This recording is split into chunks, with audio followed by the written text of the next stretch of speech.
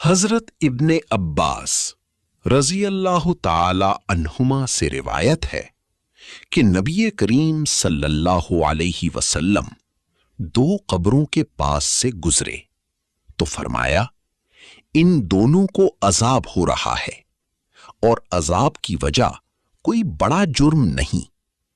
ان میں سے ایک پیشاب کرتے وقت احتیاط نہیں کرتا تھا، جبکہ دوسرا چغل خوری کرتا تھا۔ اعوذ باللہ من الشیطان الرجیم، بسم اللہ الرحمن الرحیم۔ اللہم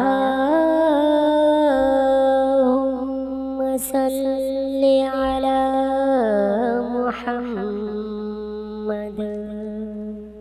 وعلى آل محمد كما صليت على إبراهيم وعلى آل إبراهيم إنك حميد مجيد۔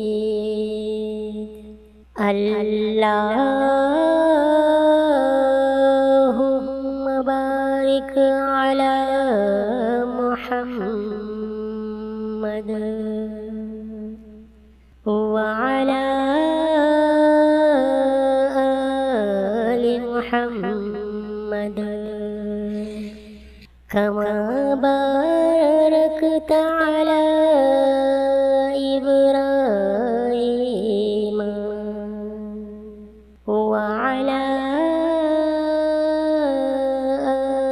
آل إبراهيم إنك حميد مجيد۔